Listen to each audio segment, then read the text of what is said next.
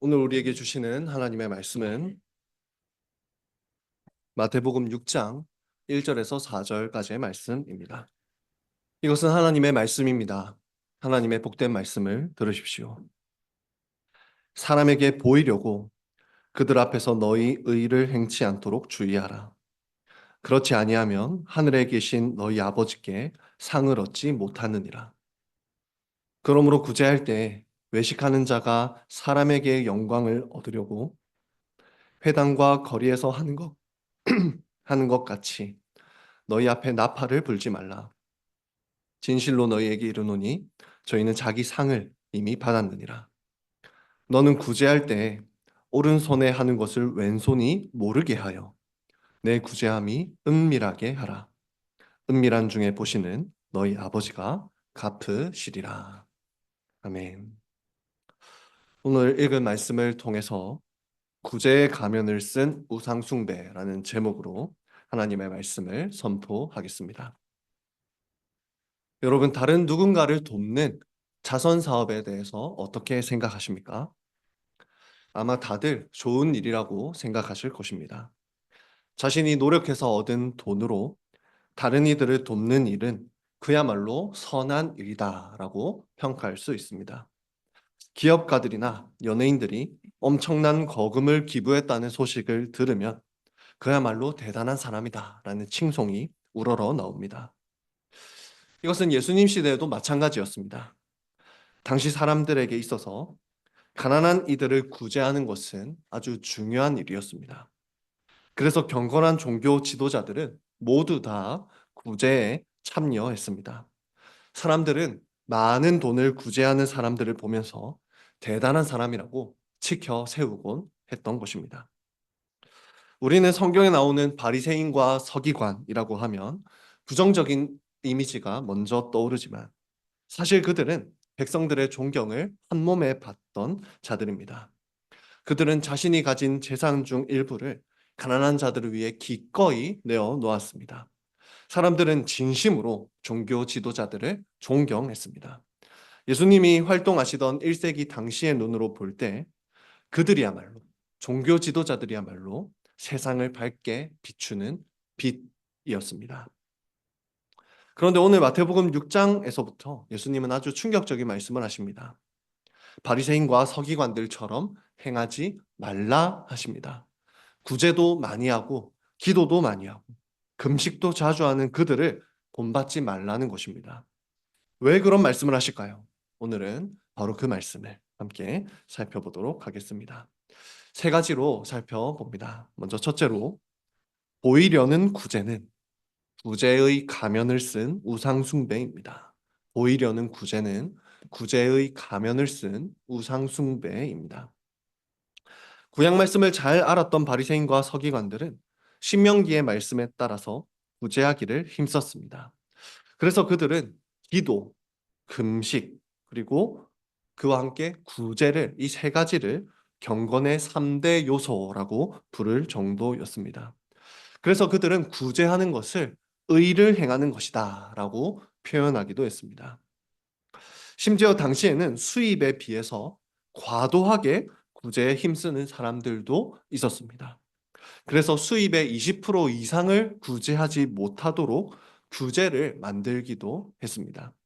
그만큼 종교 지도자들은, 특히 바리새인들은 구제에 온 힘을 쏟았다라는 말입니다. 이 구제는 주로 회당에서 일어났습니다.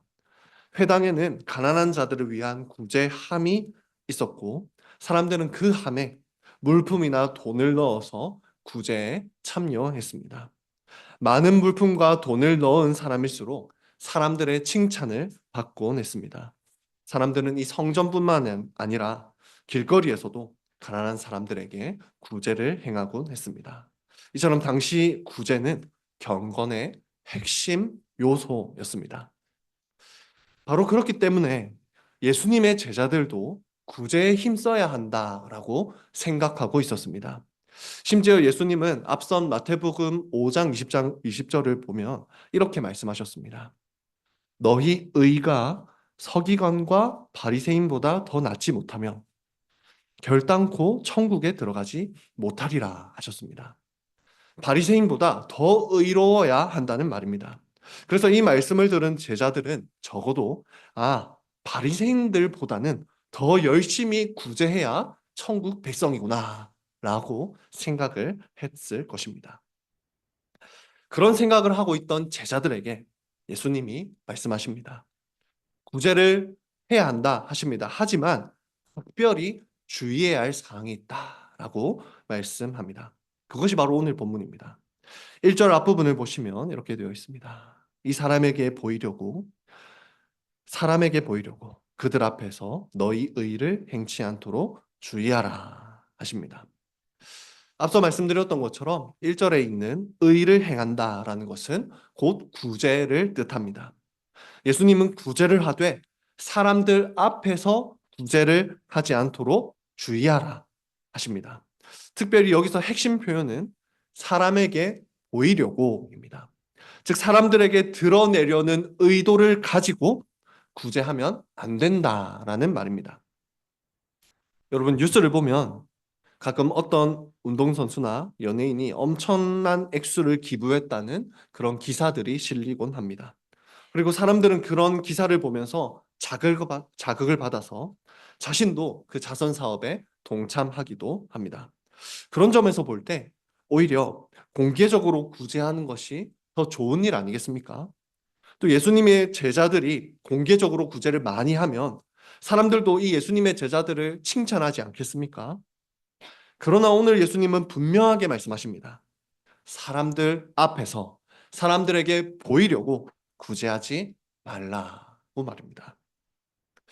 특별히 오늘 본문에서 이 보이려고라는 단어에 한번 주목해 보십시오. 이 단어는 조금이라도 남들에게 보여주려는 의도를 가지지 말고라는 말입니다. 아주 조금이라도 남들에게 보여주려는 의도가 있다면 안 된다라는 말입니다. 여러분 왜 이렇게까지 말씀을 하실까요? 그 이유는 구제가 너무나 쉽게 자신을 높이는 도구로 변질되었기 때문입니다. 여러분 당시에는 유대교 사회였습니다. 그래서 그 사회에서는 경건하다는 평판이 최고의 칭찬이었습니다. 사람들은 처음에는 순수한 마음으로 이웃을 돕기 위한 마음으로 가난한 자들을 사랑하는 마음으로 구제에 참여했을지 모릅니다. 그런데 점점 구제하다 보니 사람들의 평판을 얻게 되고 경건하다는 칭찬을 얻게 되었습니다. 그러다 보니 점점 구제는 자신의 경건을 과시하는 수단이 되어 버렸던 것입니다. 그래서 이것을 다른 말로 구제가 곧 우상숭배의 수단이 되었다라고 표현할 수도 있겠습니다. 여러분 우상숭배가 무엇입니까? 우상숭배란 하나님께 드려야 할 경배를 다른 피조물에게 돌리는 것이 우상숭배입니다. 원래 구제는 하나님을 높이기 위해 마련된 제도입니다. 하나님께서는 이스라엘 백성들에게 모든 것을 다 주셨습니다. 땅도 주시고 나라도 주셨습니다. 그리고 그 모든 것을 다 주시고 난 뒤에 이렇게 말씀하셨습니다. 혹시나 너희 땅에 내가 준 그 땅에 가난한 자들이 있다면 내가 너희에게 모든 것을 주었다는 것을 기억하면서 가난한 자들을 구제하라 라고 명령을 하셨습니다. 그러므로 구제는 하나님의 은혜를 높이는 하나님을 높이는 예배의 일환이었다는 말입니다. 그러나 사람들은 점점 구제를 통해서 하나님을 높이지 않았습니다. 도리어 자기 자신을 높였습니다. 자신이 경건하다는 것을 사람들에게 드러내 보이고 사람들의 인정을 받기 위해서 구제라는 수단을 사용했던 것입니다. 즉 구제는 결국 사람을 높이는 자기 자신을 높이는 우상숭배의 한 방법이 되어버리고 말았습니다. 그러므로 예수님은 다시 한번 더 분명하게 말씀하십니다. 2절을 보십시오. 그러므로 구제할 때 외식하는 자가 사람에게 영광을 얻으려고 회당과 거리에서 하는 것 같이 너희 앞에 나팔을 불지 말라. 진실로 너희에게 이르노니 저희는 자기 상을 이미 받았느니라. 사람들에게 영광을 얻으려는 그런 의도로 구제하지 말라 하십니다. 어떤 사람들은 사람들이 많은 회당, 그리고 사람들이 많이 모인 거리에서 구제를 하는데 그들을 곧 외식하는 자라라고도 말씀을 하고 계십니다. 여러분 여기서 또 외식하는 자라는 단어에 주목해 보시기 바랍니다. 이 단어는 연기자라는 단어에서 왔습니다. 고대 그리스에서는 연극 배우들이 다양한 역할을 연기하기 위해서 다양한 가면을 썼습니다. 이 외식하는 자라는 단어가 바로 그 가면을 쓰고 연기하는 연기자라는 의미입니다. 당시 많은 사람들이 정말로 연기를 했습니다. 어떤 연기를 했습니까? 하나님과 이웃을 사랑하는 마음 때문에 구제하는 것처럼 연기했습니다. 하지만 그들이 진정으로 원했던 것은, 사실 그들이 진정으로 원했던 것은 사람들에게 영광을 받는 것이었습니다. 오늘 설교 제목처럼 사람들은 구제라는 가면을 쓰고 자신을 높이는 우상숭배를 저지르고 있었던 것입니다. 다른 사람들은 그런 우상숭배를 알아차리지 못했습니다. 하지만 마음을 꿰뚫어 보시는 예수님께서는 그들이 다름이 아니라 자신을 높이고 있다는 것을 알아차리셨습니다. 예수님이 볼 때 바리새인들의 모습은 마치 큰 소리로 나팔을 불면서 자신을 바라보고 나를 칭찬해달라라고 소리를 치는 것처럼 보이기까지 했던 것 같습니다. 그래서 예수님은 2절에서 이렇게 말씀하십니다. 스스로 나팔을 불며 자신을 높이지 말라라고 말입니다. 비유적으로 말씀을 하고 계십니다. 예수님은 여기에 이어서 한 가지 더 충격적인 말씀까지 이어나가십니다. 예수님은 외식하는 자들에게 아무런 상이 주어지지 않는다 하십니다. 1절 마지막 부분을 보시면 사람들에게 보이려고 의를 행하는 자들은 하늘에 계신 아버지께 상을 얻지 못한다 하셨지요. 또 2절 마지막 부분을 보시면 외식하는 자들이 자기 상을 이미 받았다 하십니다. 여러분 이 말씀이 왜 충격적이었을까요? 이 말씀이 충격적인 이유는 구약에 분명히 약속된 내용이기 때문입니다. 구약을 보면 구제하는 자들에게 하나님이 반드시 상을 주신다라는 내용이 약속되어 있습니다. 대표적으로 잠언 19장 17절을 보면 가난한 자를 불쌍히 여기는 것은 여호와께 꾸이는 것이니 그 선행을 갚아 주시리라 합니다. 분명하게 하나님이 갚아 주신다라고 약속하셨습니다.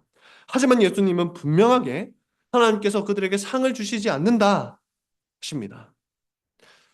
특별히 2절에서 이미 받았다라는 단어에 한번 주목해 보십시오. 원어로 보면 이 단어는 지불을 완료했다라는 단어입니다. 사람들 앞에서 보이려고 구제한 그들은 하나님의 인정을 받는 것보다 사람들에게 영광 받기를 더 소망했습니다. 그리고 실제로 그들은 그 구제를 통해서 사람들에게 영광을 받았습니다. 경건한 사람이라는 평가를 받았고 칭찬과 박수 갈채를 들었습니다. 따라서 그들이 받기 원했던 상은 이미 지불이 완료되었습니다. 그러므로 그들에게 더 이상 주어질 상이 없다는 것입니다. 더 나아가 그들에게 남은 것은 이제 상이 아니라 형벌뿐입니다. 지금 그들은 무엇을 하고 있습니까? 하나님을 높여야 할 구제라는 방법을 가지고 자기 자신을 높이고 있습니다. 그러므로 그들에게 주어질 상은 이미 다 주어졌고 그들에게 남은 것은 이제 형벌밖에 없다는 것입니다. 그러므로 우리는 이 예수님의 가르침을 통해서 사람들에게 보이려는 구제가 얼마나 악한 것인지 알게 됩니다. 한마디로 하면 사람들에게 보이려는 구제는 우상 숭배입니다. 이 본문은 구제에 관해 말씀을 하고 있지만 동시에 우상 숭배에 관해서도 말씀을 하고 있는 것입니다. 특별히 자기 자신을 섬기는 그 우상 숭배에 대해서 가르쳐 주고 계십니다. 그러므로 이 교훈을 생각하면서 1절과 2절을 한번 다시 함께 읽어보도록 하겠습니다. 시작.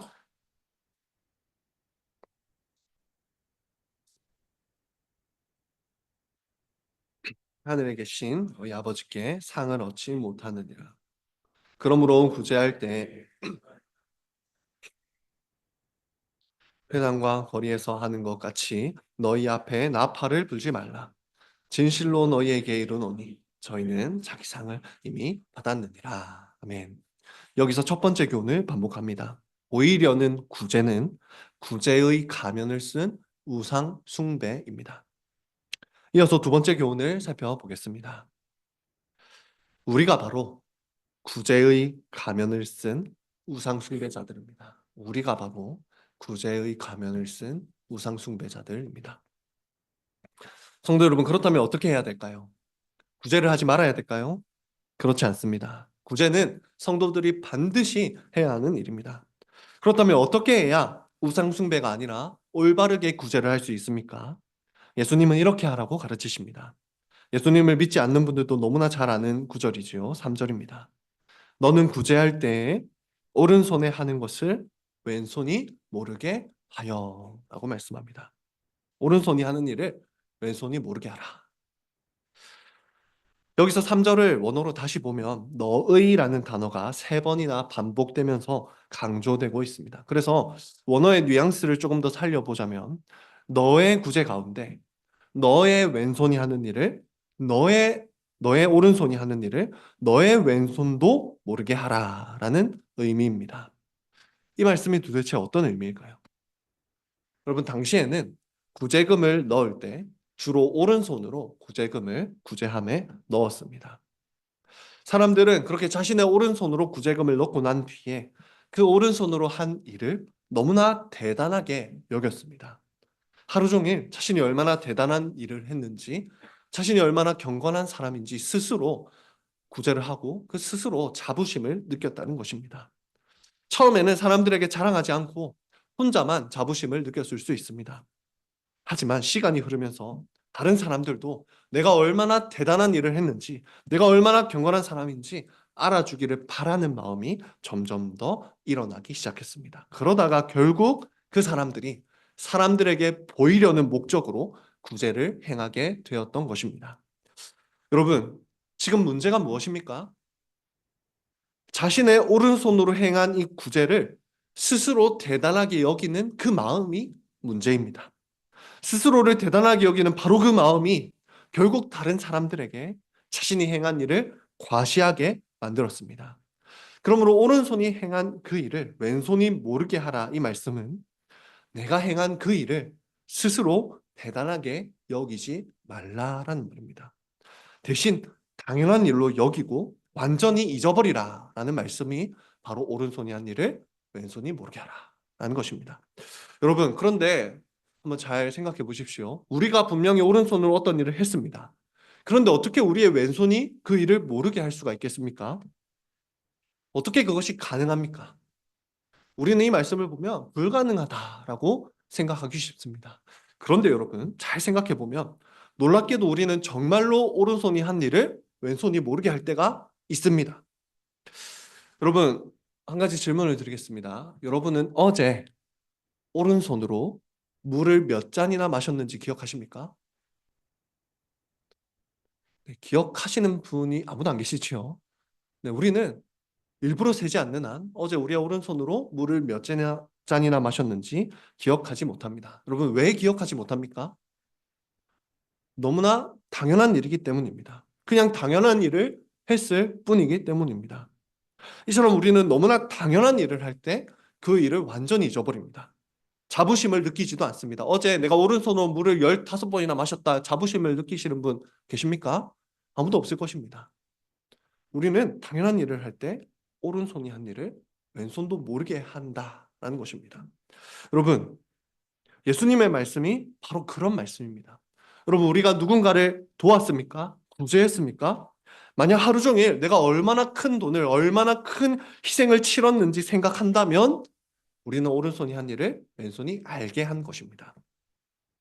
그렇게 스스로 대단한 일을 했다고 계속 생각하다 보면 결국 우리의 오른손이 한 일을 왼손뿐만 아니라 우리의 온 몸이 알게 되고 더 나아가서 오른손이 한 일을 온 세상에 자랑하게 될 것입니다. 우리는 은연중에 우리가 한 그 일을 자랑하고 있는 우리 자신을 발견하게 될 것입니다.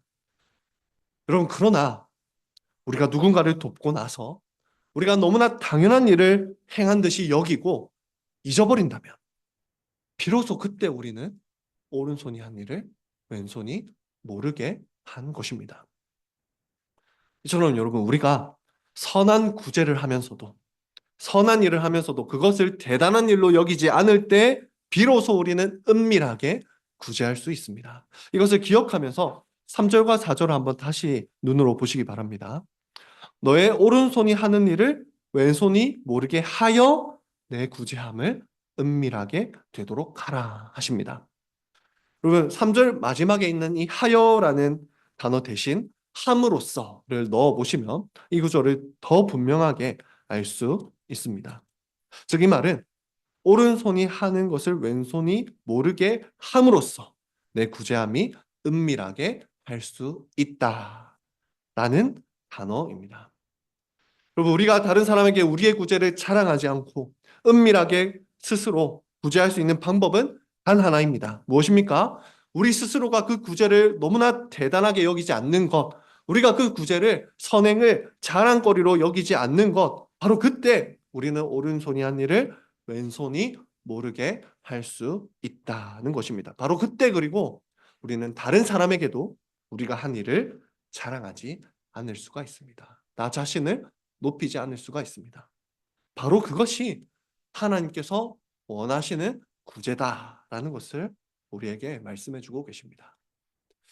성도 여러분, 그런데 참 이 말씀을 듣고 있으면 참 이 말씀이 지키기 어렵다라는 것을 우리는 느끼게 됩니다. 왜냐하면 우리는 우리 스스로 한 일을 너무나 대단하게 여기는 자들이기 때문입니다. 그것이 참 우리의 안타까운 악한 본성입니다. 그렇지 않습니까? 우리가 하나님을 위해 수고하는 일을 너무나 대단하게 여깁니다. 그래서 내가 얼마나 하나님을 위해서 수고하는지 사람들이 알아주기를 바랍니다. 내가 자신이 얼마나 수고하고 있는지 자주 떠벌립니다. 말로 하지 않더라도 은연중에 우리의 말에서 그런 것이 새어나옵니다. 누군가에게 떠벌리지 않더라도 스스로 그런 것을 자랑거리로 여기고 그렇게 살아갑니다. 저도 이 말씀에서 자유롭지 않다는 것을 뼈저리게 느꼈습니다. 그래서 사실 설교를 준비하는 내내 몇몇 사건들이 생각나면서 저의 얼굴들이 빨개진, 달아오르는 그런 것을 많이 느꼈습니다. 그런데 여러분, 저만 그렇습니까? 저만 그렇습니까? 아닙니다. 우리 모두 마찬가지일 것입니다. 우리 모두는 우리가 한 일을 대단하게 여깁니다. 우리가 하나님을 위해서 작은 희생이라도 하면 그것을 평생의 자랑거리로 여기는 것이 우리의 본성입니다. 하나님을 높이는 것을 당연한 일로 여기고 잊어버리는 것이 아니라 하나님을 높인 일이 있다면 꼭 그 일을 통해서 자기 자신을 높이려고 합니다. 내가 얼마나 많이 기도하는지, 내가 얼마나 많이 성경을 읽는지, 내가 얼마나 신학적 지식이 풍부한지, 내가 얼마나 많은 봉사를 하는지, 내가 얼마나 세상에서 빛을 내려고 하는지 사람들에게 드러내어 나 자신을 칭찬하게 만듭니다. 그리고 사람들이 나를 칭찬할 때 우리는 스스로 즐깁니다. 나 자신이 높아지는 우상 숭배를 즐거워한다는 것입니다. 여러분, 오해하지는 마십시오. 신앙생활을 하다 보면 내가 하는 일을 상대방에게 말해줘야 할 때도 있습니다. 성도의 교제를 위해서 서로가 얼마나 힘든 일을 하고 있는지 이야기를 해줘야 합니다. 서로 그리고 기도를 해야 합니다. 누군가가 혼자 너무 힘들게 봉사를 하고 있다면 서로 이야기를 하면서 서로의 짐을 나누어야 합니다. 그것이 이렇게 이야기하는 것이 하나님의 뜻입니다. 여러분, 지금 이 본문이 말하고자 하는 의도는, 본문의 말씀은 하나님을 위해 하는 모든 일을 무조건 비밀로 해야 한다, 이것이 아닙니다. 이 말씀에서 중요한 것이 무엇입니까? 우리 마음의 의도입니다. 예수님은 지금 산상수훈에서 계속해서 우리 마음의 의도에 대해서 말씀을 해오셨습니다. 우리가 말을 하거나 우리가 행동할 때 지금 어떤 동기로, 어떤 의도로 그 말을 하느냐라는 것입니다. 우리는 때로는 드러내서 공개적으로 선행을 해야 될 때도 있습니다. 그러나 그때는 정말 주의해야 하는 것입니다. 오늘 말씀처럼 주의해야 합니다.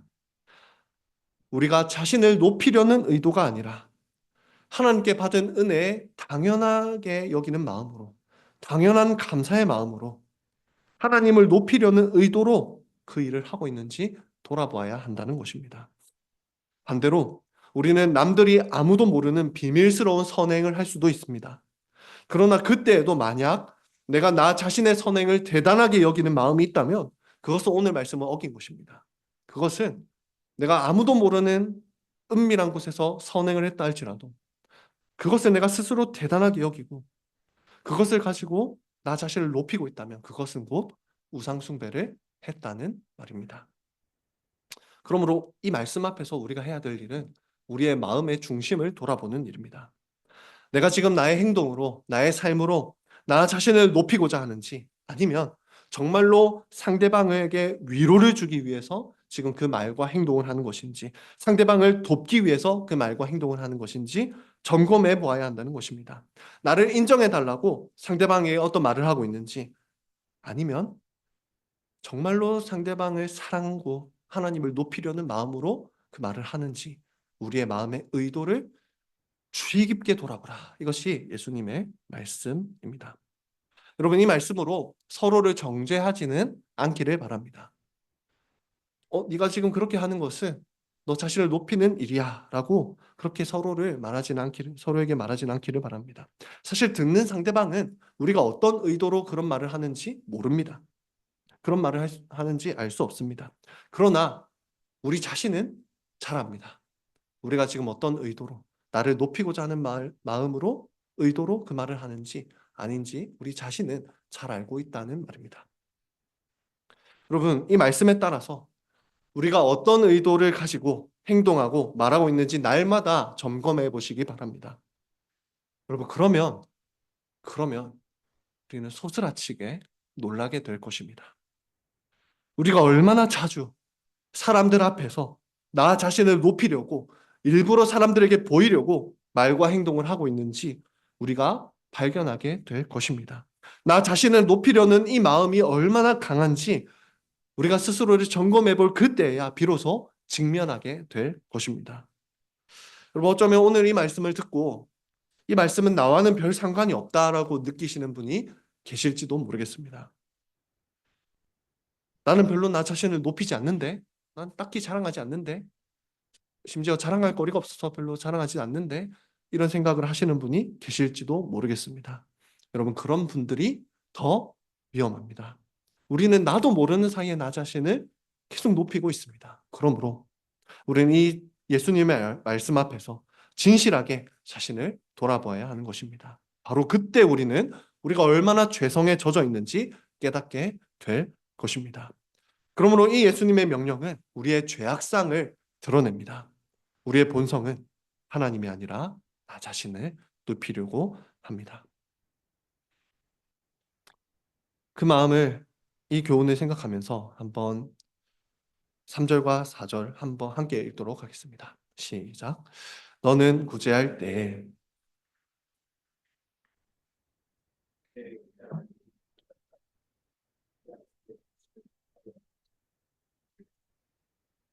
이 말씀을 지키지 못하는 우리 자신이 다른 사람이 아니라 바로 구제의 가면을 쓴 우상 숭배자들입니다.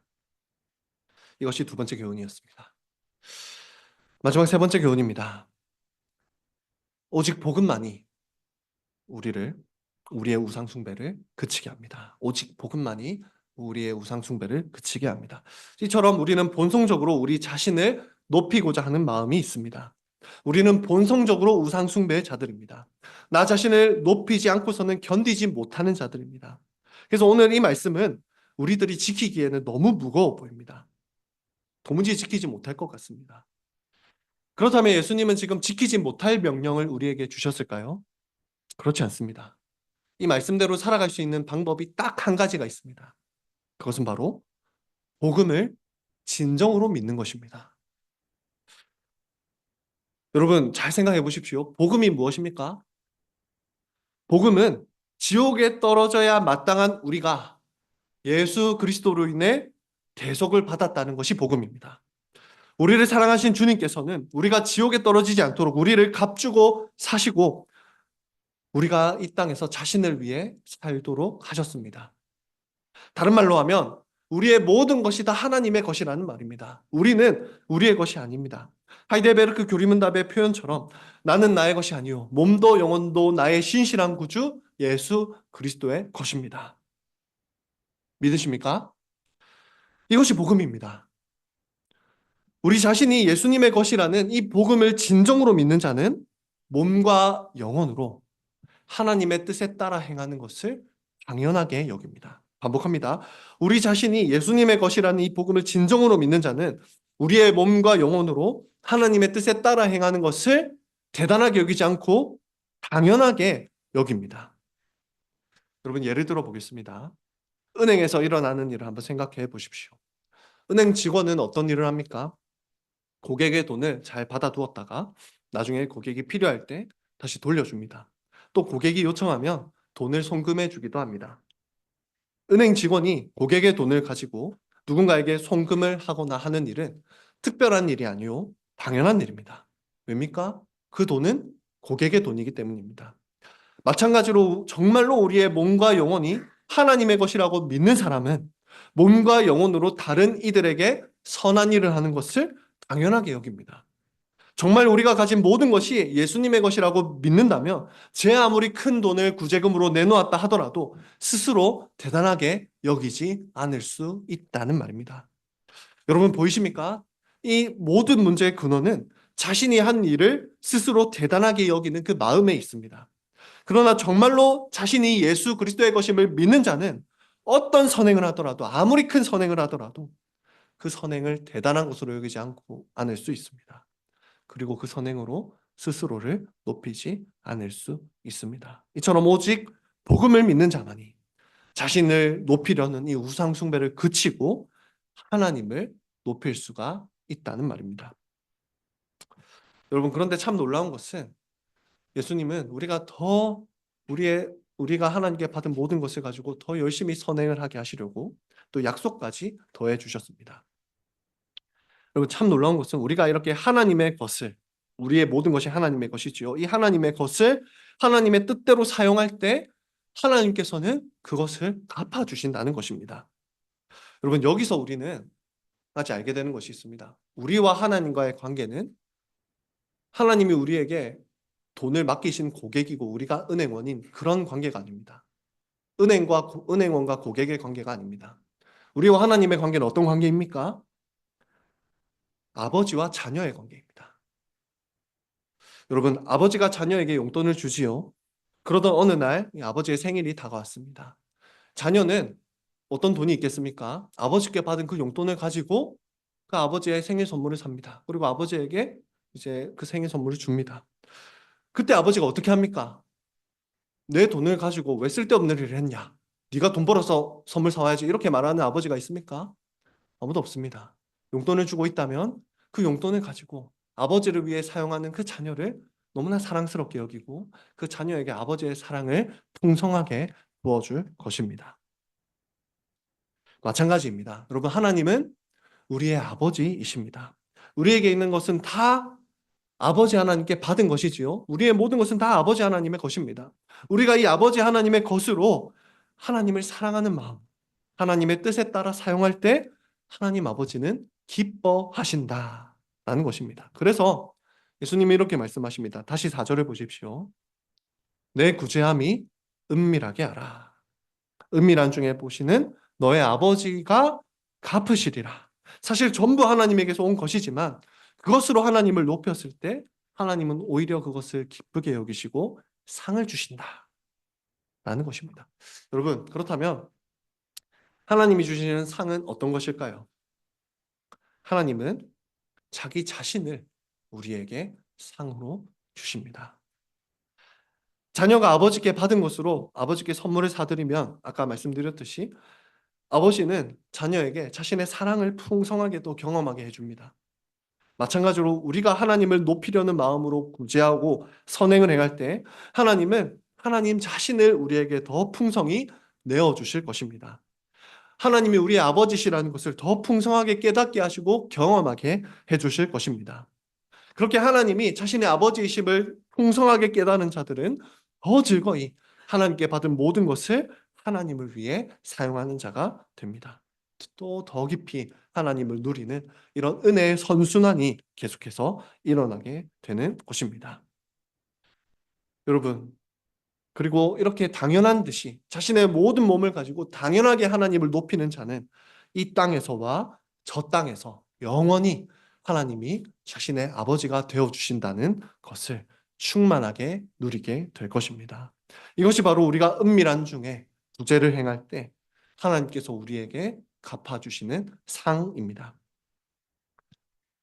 여러분, 만약 우리가 우리에게 주어진 것을 정말로 우리가 노력해서 얻은 것이라고 여긴다면 우리는 결코 오른손이 한 일을 왼손이 모르게 할 수 없습니다.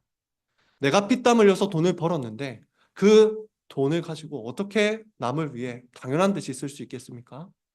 내가 벌었다는 생각이 있으면 할 수 없는 일입니다.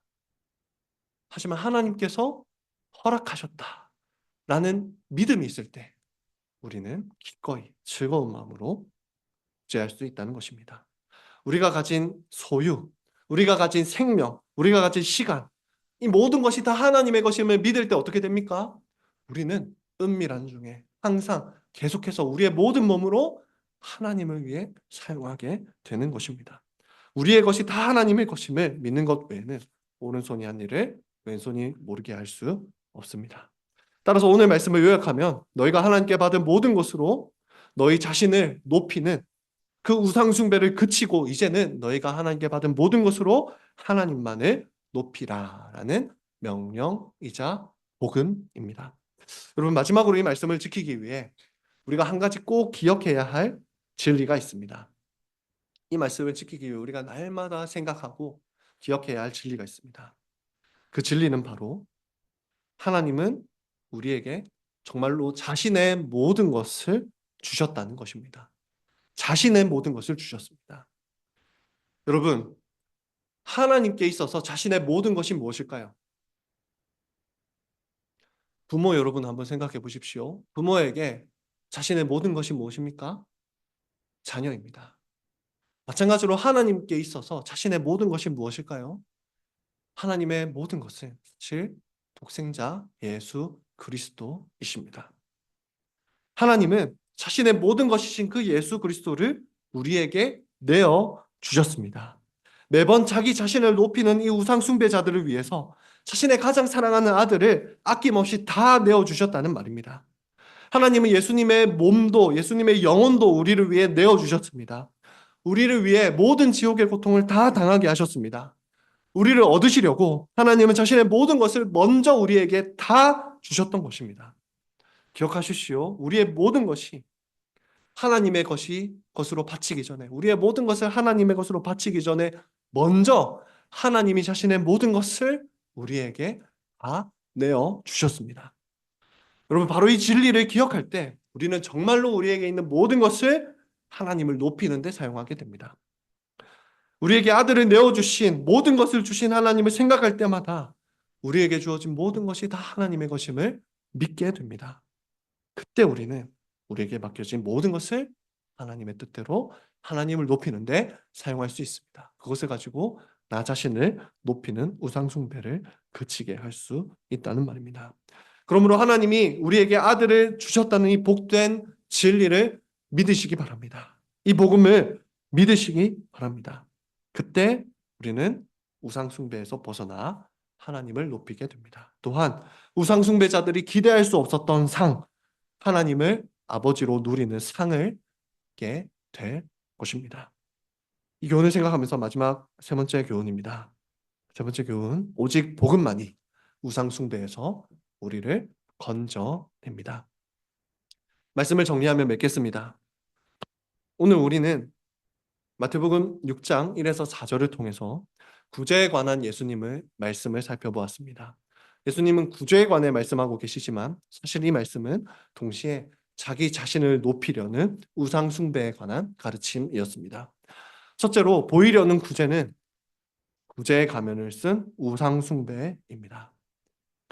둘째로 우리가 바로 구제의 가면을 쓴 우상 숭배자들입니다. 셋째로 오직 복음만이 우리의 우상 숭배를 그치게 합니다. 그러니 복음을 믿는 우리가 되기를 원합니다. 우리에게 모든 것을 내어주신, 자신의 모든 것을 내어주신 하나님을 기억하며 우리의 모든 것을 하나님께 바치기를 원합니다.